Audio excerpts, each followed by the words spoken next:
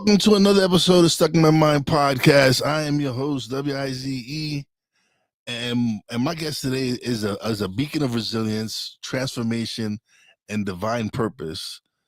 Her life story is one of unimaginable hardship and triumphant redemption. I'm excited to have her on the show. Welcome to the show, Jessie Torres. Hello. Thank you for having me. Oh, pleasure's all mine. Pleasure's all mine. I'm excited to have you on the show. Like I said, you having a remarkable story. You've been through a lot, and I know you're here inspiring people, and I would love for you to inspire my audience. I would love that. I hope that's the outcome today. All right. What gave you the courage to face your fears after living in survival mode for so long? You know, it's, I think, a state of survival at times, right? I always say we don't know what we've got until our knees hit the floor. And when you get to that part where my children were my inspiration, I believe, because I knew that not only were they watching, but they were all I had, right? So I wanted to ensure that no matter how scared I was, no matter how the odds were against me, I was going to do everything I can to move forward, persevere. And if it scared me, I put myself on the front lines. I wanted to make sure that I was able to find my own strength, my own muscle, because I was afraid of everything at the time that my world blew up. So for me, it was that perseverance and desire to lead my children. Okay, so how do you begin to rebuild your sense of self-worth after years of abuse and trauma? You know, you get curious. You know, your life will either take you out or it'll wake you up, right? I believe it's meant to wake you up. It'll take you out only if you let it. In those moments where your knees hit the floor or where you feel you've gotten an uppercut in life, you know, one of the things that's important to recognize is that we don't realize the unconscious conditioning we're giving our experiences. We can start to have limiting beliefs around it. You know, having abuse with my father had me believe that I was now dirty and filthy and no one would ever love me. I was damaged goods. That's how I saw myself. I didn't know. I didn't intentionally say, I'm going to think these horrible things about myself. It was in my unconscious mind based on what happened to me. I decided that. So now when I walk around with the belief that nobody's going to love me, I attract people to prove me right. Right. So they say they love me, but they treat me horribly. Right. And so I'm confused. I guess this is all I deserve because I'm no good. Right. And so in those moments, it's like, gosh, when I got to a place of complete apathy where just, you know, I was hoping somebody would blow the red light so I could be done with this life, because I thought if this is living, then I don't want to be here. Right. And in that moment where I woke up and it was an act of kindness that actually short circuited me. I thought, I don't even know what this is, but if this feeling's available, then life is worth living. And from that moment on, it gave me the diligence and desire to say, you know what, I choose life. And from that, it helped me get out of a very difficult situation. But again, in our adversity, in our pain, and I know some of you have been through a ton, and I totally get it. And sometimes it's hard to forget, and you just replay it and you replay it and you replay it. And you're like, Jessie, you don't understand. Here's what happened to me. And look, I get it. And for whatever hurt you, I'm sorry. But we have a choice. We either take what happened to us and pay attention to the beautiful soul that got back up, or we see the victim that got injured. Both are true. One empowers us and one disempowers us. But that other story is why you're still standing and why you're listening to this podcast, because you decided to persevere even though that happened to you. So what if that pain was meant to wake you up to a higher level of who you are versus take you out? It's a decision. What role did forgiveness play in your healing journey, and how did you reach that point? Forgiveness is a big gateway to freedom, right? To freedom. And one of the things about forgiveness, the big myth, is that forgiveness, people think it's letting the person off the hook. If I forgive, then they're off the hook for what they did. And that's not cool. It has nothing to do with the other person. It has everything to do with you. Who we are is love innately. When we live in unforgiveness, it's like drinking poison, expecting the other person to die, right? It's horrible in our system. It's poison. It's ruining our sense of safety. If our innate nature is love and we're in blame or unforgiveness, it's a heavy weighted energy in our system that is not congruent with who we are. So forgiveness is a gateway to say, you know what? I'm not condoning what happened. I'm not saying it was right. This isn't about right or wrong. I'm saying this thing happened. I get to forgive because I free myself. Because ultimately, when we're in unforgiveness, there's an unforgiveness in me about me.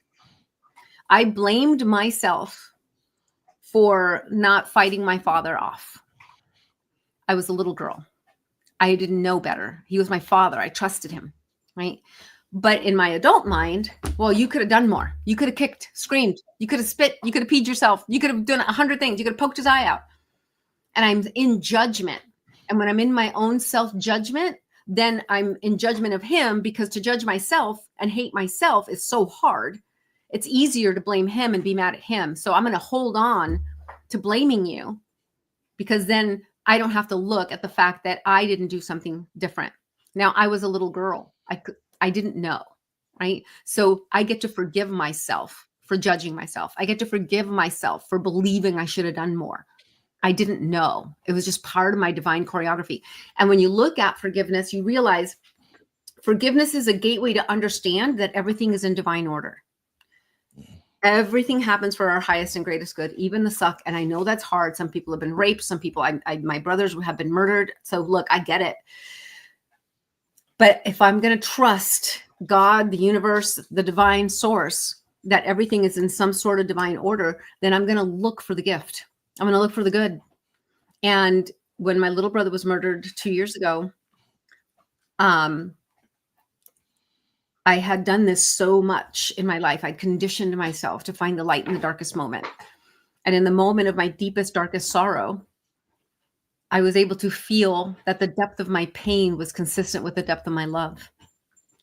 That, my family showed up in a way I've never seen.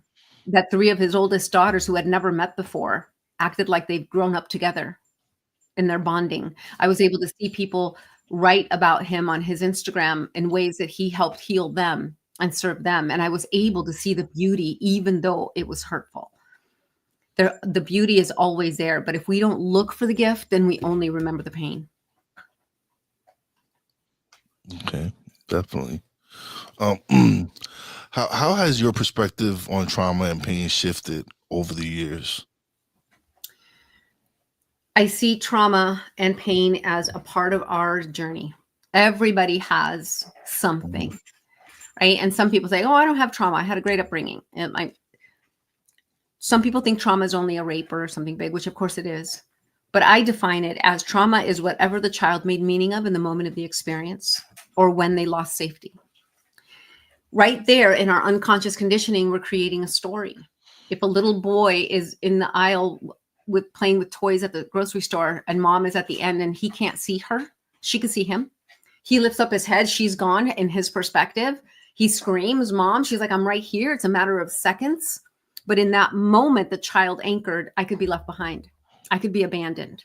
Now he's clingy to mom, doesn't want mom to leave the room. Now he's 35 and wonders why he can't keep a relationship. He's controlling, possessive, and jealous because he believes everybody's going to leave him. He doesn't know to know. Right. So I invite that when we look at different parts of our journey, whether it wasn't your parents, maybe it wasn't your parents, maybe it was a teacher, maybe it was a bully at school, maybe it was somebody who just, didn't even know you and just said to you, like I had a client who said that her biggest pain on paper, on Facebook, she looked like she was successful. She was winning. She hit her $5 million mark. She was fit. Oh my gosh. Amazing. But she was depressed. Her husband was about to leave her. Because she was at the soccer game, but she was on her phone. Why? Because she was consistently competing and comparing herself to every other woman, her sister and herself of last year. All because somebody, when she was 10 years old, a friend of the family's, she didn't even remember who it was, said to her, you'll never be as good as your sister. Wow. And because of that, she made that story, and now she competed her entire life to the point of exhaustion. She was chasing worthiness on her achievements. We don't know to know. So what I have learned from it is that every one of us has a moment of trauma. If you look at society today, COVID or the election, it isn't those things. It's waking up the pain body in people. All of a sudden you have COVID, and it's like, if you don't agree with me, you're uneducated and, don't know what you're talking about. You're stupid. It's like, oh my gosh, this is somebody who I cared about, who was, I thought, a friend. Right. And it's just like, wow. So now we have a difference of opinion. It had nothing to do with COVID. It has to do with where she felt wronged in the past, and so now she's going to fight for it. And this is just a vehicle. So we're emoting like a loose fire hose because we haven't regulated our nervous system and understand emotional mastery. What advice would you give to someone who feels trapped in fear and shame? Great question. One, I would say in regards to shame is a cosmic joke. I do invite you all to write that down. Why do I say that? Shame is a cosmic joke because it's a man-made concept. We made it up. Now, you are something to be ashamed of based on who? Based on what? Who wrote the rules? Where's the script that says, oh, this box, check the box, you should be something to be ashamed of? It's not true. We all have our divine choreography. We all do things sometimes we're not proud of. We say, I'm sorry, and we move on. We build, we grow muscle. We decide who we're going to be. We choose our identity.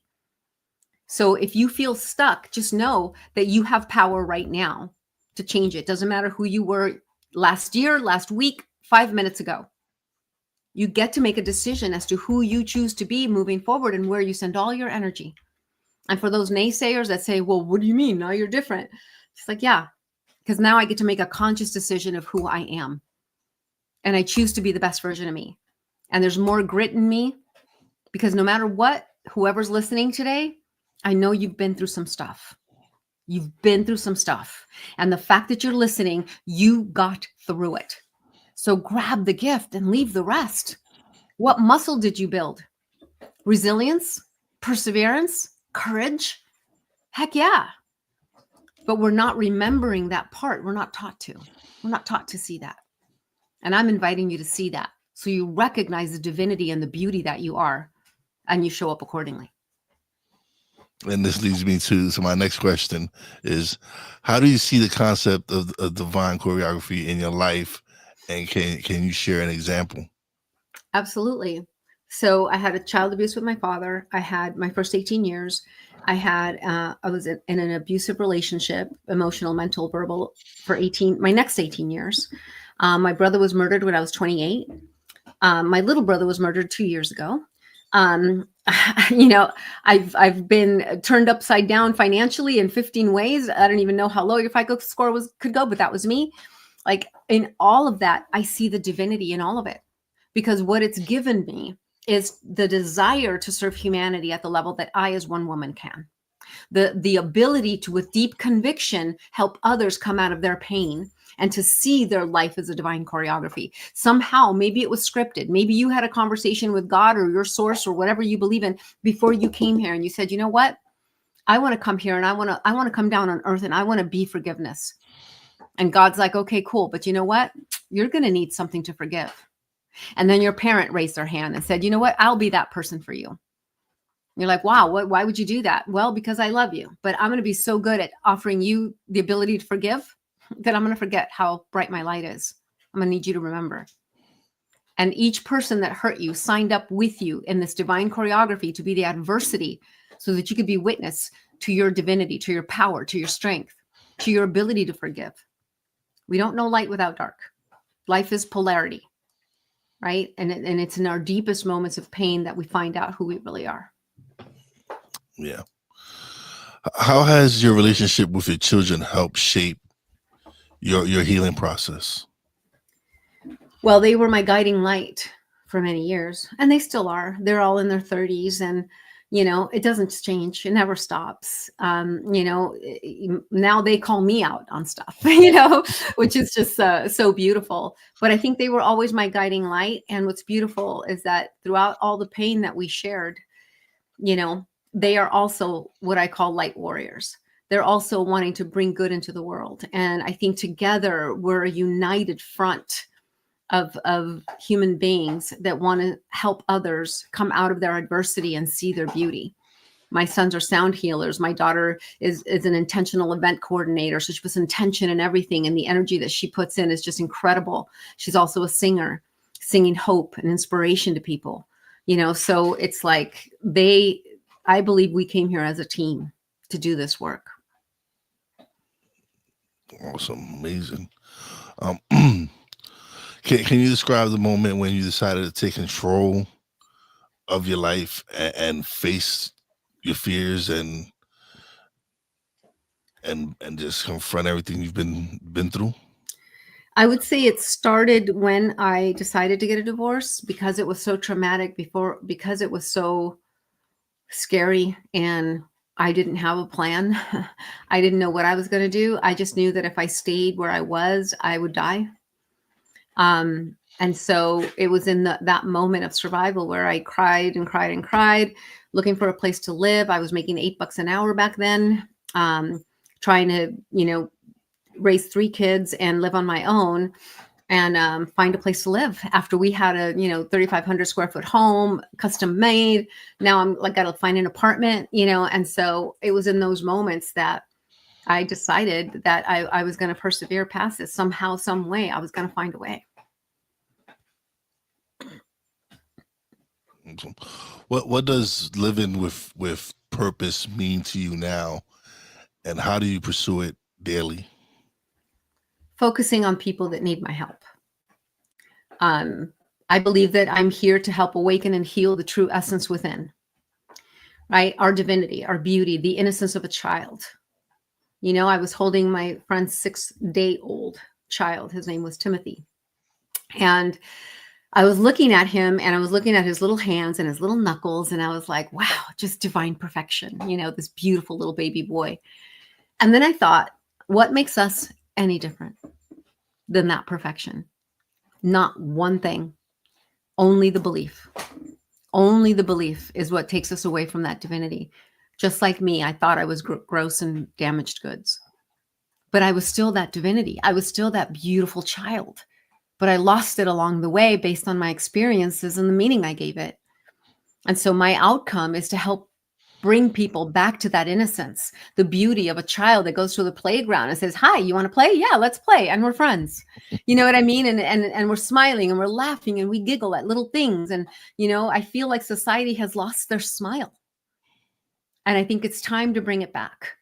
So every part of my journey, I'm grateful for. I'm grateful for everyone in it. My ex, my dad, all of them, because it created my conviction and desire to serve humanity, to bring them out of their pain, to turn their pain into power and purpose, and ultimately passion, so that they bring back the smile in their face and they come alive.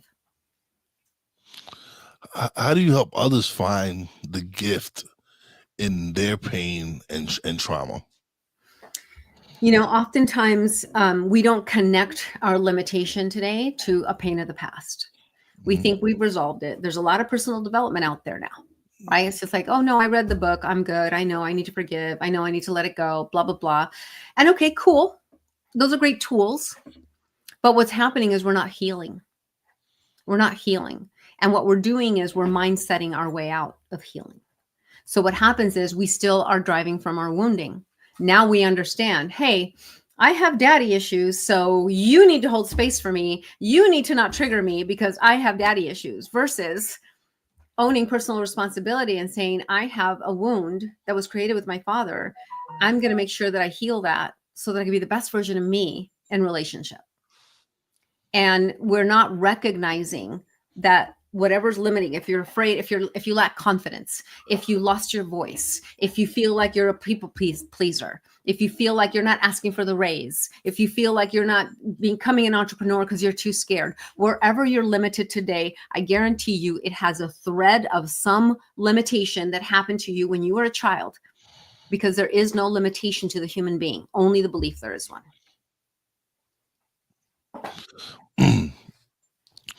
What role does spirituality play in your approach to healing and transformation?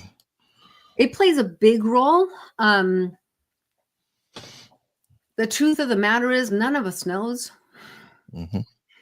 I believe there is something greater than me telling my heart to beat. Mm-hmm. You know, it's our bodies are a walking miracle. I don't know about you, but I don't plug myself in. My heart just beats for me every day. You know, my lungs breathe for me every day. I don't tell it what to do. I don't plug myself in. It just does it. We're walking miracles. There's something divine, right? I don't know if it's a man with a beard. I don't believe so. But I know there's something greater than me, and I know it's beautiful, and I know it's divine, and I know it's of love. And so for me, if I'm going to trust that, if I'm going to have faith in that, then I have to trust that everything in my journey, in our lives, is happening for some reason, for some greater good. Mm-hmm. Even the devastation. I use John Walsh as an example, the guy who did America's Most Wanted. Yeah, his son Right. was murdered. Yeah. But he developed America's Most Wanted on the heels of the murder and kidnapping of his son Adam. Yeah. Right. So what if Adam, it's like you look at that as a tragedy, which it is, but what if Adam's soul journey was to be here for 6 years, to be the catalyst of his father's awakening, because God knew that John was the one that was going to save the many. Yeah. Right. So spirituality has everything to do with it. And he's done a lot. Yeah. John Walsh has saved a lot of people doing what he's doing because of his experience and what he's gone through. It's something like people ask me, because I was widowed at 31. My wife passed away in a car accident. Yeah. And I was lost, and it was, this is someone I was with from 21 to 31. This is someone that the beginning of my adult life. Right. She was involved in my life, and she's the one who introduced me into the world of self-development and all this. So I think that was her way of preparing me for what was to come. And yes, I kind of lost my way after I lost her, and it took time for me, and it was just, after losing her, it was just like one tragedy after another. I reunite with my dad only to lose him. I buried two brothers, aunt and an uncle that helped raise me and mold me into the man that I am. And I was angry. Yeah. I was angry with everything that was going on. I was like, why me? Am I such a horrible person that everything is happening? But this voice in my head was like, this isn't your path. This isn't what you're not supposed to be in this darkness. You're not supposed to be here. We're gonna change that. And I sought help. Started changing my life. I got remarried, and it just kind of prepared me for what was to come, because I wasn't in media. I wasn't in any of that. And when I was like, you know what, I want to start a podcast. I didn't know what it was going to be about. Didn't know. And once I started recording the show, I found my purpose. It was like, okay, I want to start giving people a platform so they can share their stories and hopefully inspire others once they listen to the podcast, that, hey, regardless of what you've been through in life, no matter how hard life has hit you, you can pick yourself up and really work and change your life around. And instead of being a victim, work towards helping others through whatever they're going through. Absolutely. Absolutely. That's so beautifully said. And I believe that's true. I don't believe God wastes the pain. I believe we do if we choose to, and when my brother died 2 years ago, again, two totally separate stories, both to murder, I'm like, okay, God, so if both of my brothers are meant to be taken, what do you want with me? And I'm still searching, and I believe I know, because I know my purpose. But Yeah. how can I deepen that resolve? How can I do it even more? How could I, help, you know, get women off the streets? How can I, there's just so many different levels of where I can see my life going. But right now I want to help people heal. I don't want to mindset our way out. I don't want a tool to get us through. I want us to heal so that we upgrade the operating system of the mind versus installing new software expecting it not to glitch. Yeah. And what it does is it invites deeper levels of shame, because now I read the books, I went to the seminars, but why am I stuck again? And we beat ourselves up even more. So we have to stop bypassing the parts of us that need our love. And so I'm committed to that. Yeah. And that's something that's what, like I said, that's why I do the podcast. And when you asked me earlier, like, oh, what is it that I want my audience to get out from our conversation, is to see the resilience and see your strength and see how much you've overcome to end. And your purpose is to help others and still uplift others, and that's what I wanted. It was for you to come and share that story and show people, like, regardless of what you've been through, as long as you continue to play the victim, you're gonna stay in that victim mode. Absolutely. And the moment you decide that you're no longer a victim, you'll see the shift in your life. 100%. 100%. And it's a decision. Again, what if life didn't happen to you? It happened for you and from you. And if it happened from you, it's like, where were you vibrating? When I attracted my husband, I was vibrating at the level of shame. I was not good enough. And my ex-husband had his own hurt. He came from his own trauma. He had a very brutal alcoholic mother. And so we met each other in our wounding, but we didn't understand, right? He thought, well, I'll never let my kids see me drink. And I said, well, my kids will never be molested. And we thought we fixed it, right? We didn't know the invisible traumas underneath that we were bringing into the relationship. I see it now. I didn't know it then. And a lot of us don't know it. But trust me, if I can come from a place of wanting to die and willing somebody to blow the red light so I could be done, to be where I am today, excited for life every day, excited, who am I going to meet today that I get to serve? So can you. And you know what? If your vision or your purpose isn't to serve the world, that's okay, because you don't realize you serve one world, and that could change the world, because that could be the next Martin Luther King. That could be the Starbucks lady. That could be your child. That could be your neighbor's child that you influenced. Just choose to be the best version of you and trust that your words of kindness can shift the trajectory of someone's life like it did mine. Yeah, absolutely. What lessons did you learn from the loss of your brothers, and how do you honor their memory? By continuing to be me, I think the lessons I've learned, it was a rude awakening. I had gone through my own levels of abuse with my father. I learned a lot about their experience in our home. It's so interesting. You can be raised with the same parents, and everybody has their own experience and their own ways of perception and how they were treated. And it just allowed me to have compassion. It allowed me to realize it wasn't just me. And I use them also as my guiding light. It's like, okay, what did my older brother teach me? He was my safety. When we were little, I would crawl in bed with him and he would protect me, and he'd hold my hand when we walked to school. He was all the safety I knew. And when God took him, I was like, oh my God, I'm left alone. But there was moments where he came to me and he said, Jess, this is for you to do, not me.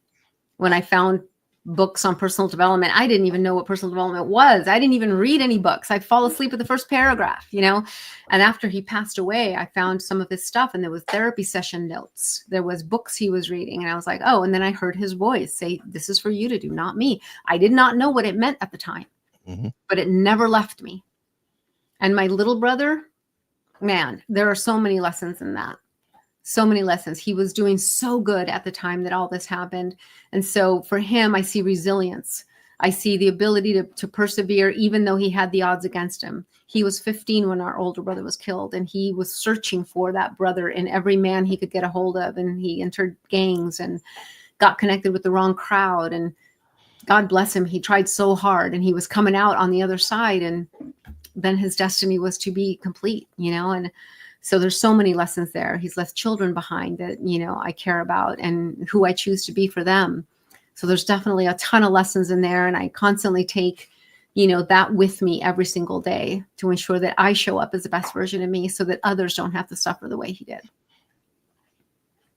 Absolutely. What has been the most rewarding part of your journey toward self-discovery and healing? I say falling in love. And I say falling in love with the Jessie of the journey, right? Like I have a separation of who I am today and the girl that went through all of that, right? Like when I see myself as a little girl building traps to warn me when my dad was coming, or I see the woman who was raising 3 kids and, was surviving, but getting through some very horrible, ugly moments. I love her. And I give thanks for her, and I don't condemn her anymore. I used to beat myself up so much. I used to think so little of myself. I thought I was weak. I didn't stand up for myself. I was a doormat. I mean, all these things, I had these judgments. Now I have only love, and I honor her for being so brave and so courageous to get through all of that so I could be the woman that I am today.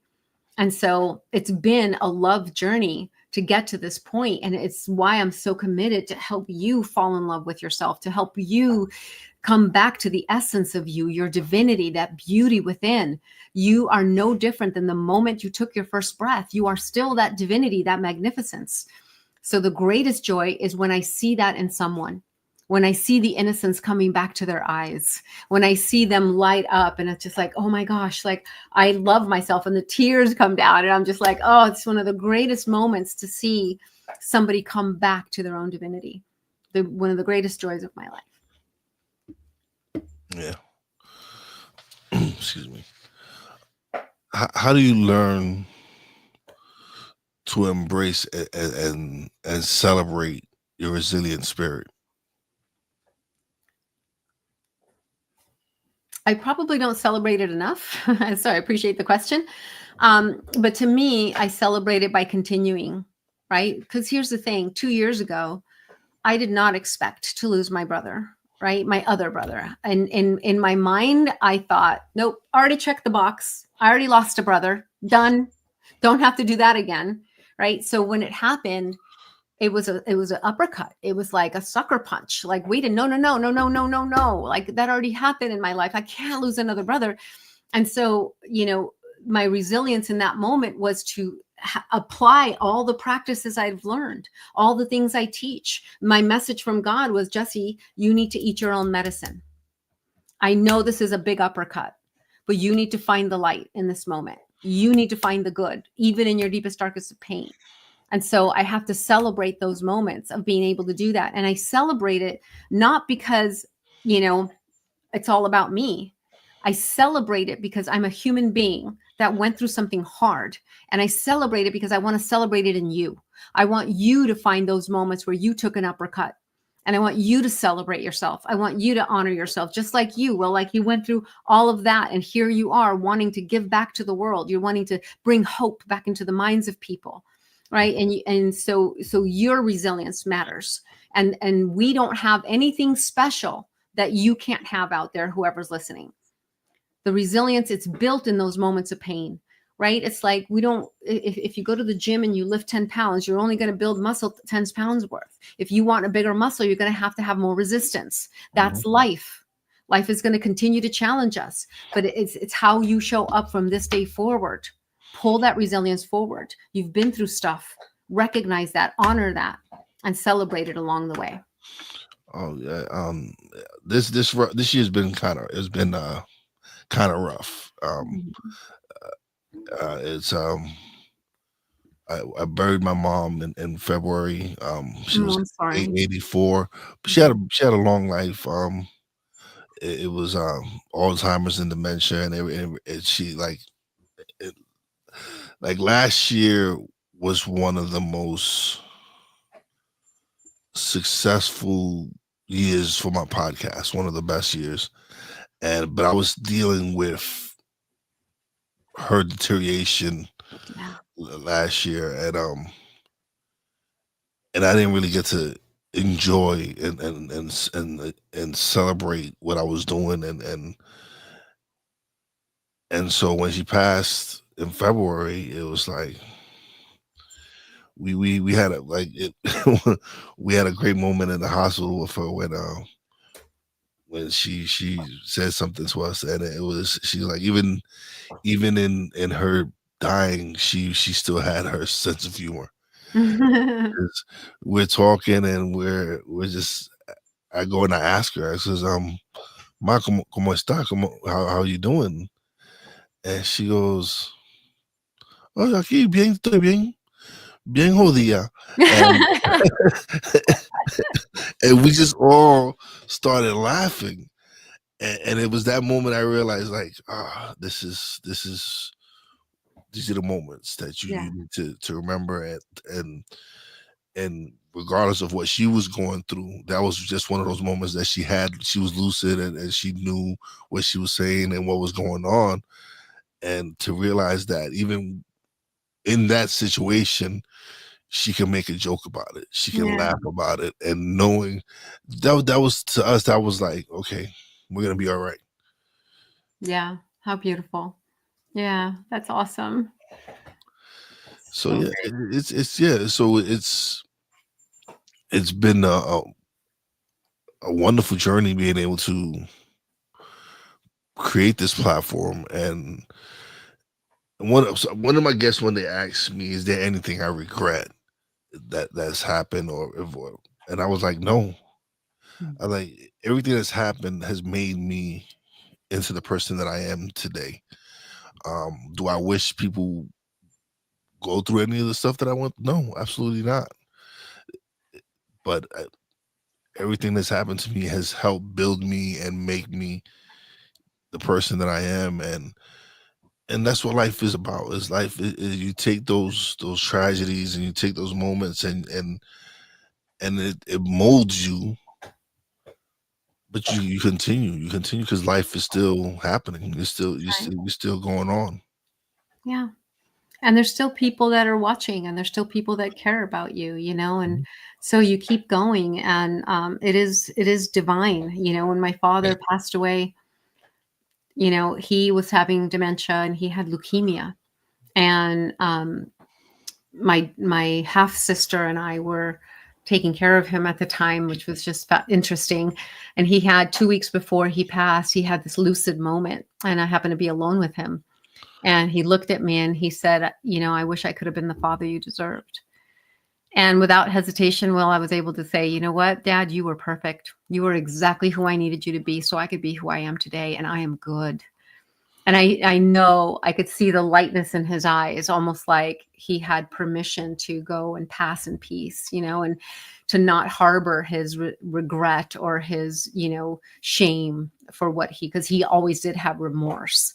And so I feel like he was set free in that moment. And it felt good for me, like you said, to be able to be, I wouldn't change anything. Mhm. Do I want my brothers back? Yeah, I do. Absolutely. But they're not, you know what I mean? And so I take everything and I find the gift, and I persevere and I keep going and I keep looking to affect as many lives as I can with this story. Again, it's not about me. It's about what what Jessie went through, so that you can connect and recognize that no matter what you've gone through, what you're going through, that you can come out the other side and you can own the divinity, the divine choreography of all of it. And you can smile again and you can fall in love with all aspects of you because you're still standing. You still decided to get back up. You still decided to tune into this amazing podcast to see what golden nuggets you can get, or what moments of inspiration and hope that you can find.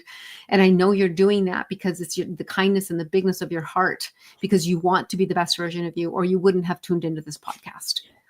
So thank you, Will, for putting this together and being that inspiration and hope for others, so that they can find a way out, a group of people that, can still see the light, even though it may seem dark. Definitely.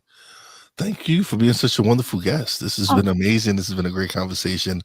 But now it's come to the time where you get the solo screen and you get to plug away and let people know where they can find you, website, everything. Absolutely. You can go to iamfiercegrace.com. iamfiercegrace.com. And on there, you're going to find multiple ways to work with me. I am a speaker as well. So if you have an opportunity where you need a speaker, I'm happy to do that. One-on-one coaching. I have Fierce Grace Transformation, which is my online program for healing. It's to help awaken you, to help you see your divinity, to help you come back to truth and to be empowered, to be a sovereign being that gets to decide to live their dreams. So you can go on there. If you just have questions, you want to connect with me, just schedule a call. It's free. And the last thing I want to give to Will here is a free gift. It's a little ebook, and it's 10 ways that you can take action right now in your life, no matter what your circumstances. I know sometimes it feels like our circumstances are, nobody would understand, and you feel stuck and you feel like there's nothing you can do. I promise you there's something you can do. I felt the same way. And so I developed this book so that you can have some things that you can take action on right now to help motivate you, to help wake you up, to help you realize that you can have the life of your dreams if you choose it. So that's it. Thank you so much for giving me the floor. I'm out here. I'm committed to building an army of angels, of other beautiful souls that want to serve the world. So if you've been through stuff and you need support, reach out to me. I'm happy to chat. Awesome. Thank you. Thank you for being such a great guest. Thank you for the gift. Once if you email it to me, I'll put it into the show descriptions and have people be able to download it through there. Absolutely. But thank you so much. This has been a great show. I appreciate you coming through and sharing your story and inspiring so many people out there. Thank you for having me, Will. Oh, the pleasure's all mine. I look forward to seeing more of your journey, and hopefully we continue to stay in touch, and because I love to have repeat guests. So awesome. You're always welcome. If you decide to write a book or if you launch a new program, let me know and we'll have you back on to share that. But don't leave just yet. Let me close out the show. We'll chat a little bit off the air. But thank you so much. It's been it's been great having you on the show. Appreciate it so much. Take care. All right, everybody. That was another great show. Thank you to everybody who's tuning in live. If you're gonna catch the replay, thank you as well. Please share, subscribe, hit the notification bell. Big shout out to my Real Wise fam, Poppy J, Brandy J. Love you guys. Big shout out to the boss lady. Love you and appreciate everything you do. Big shout out to Jessie Torres for coming on and sharing her story and inspiring so many people. And as always, a big shout out to all the essential workers out there. God bless y'all. Be safe. You know how your boy Wise does it. Peace out.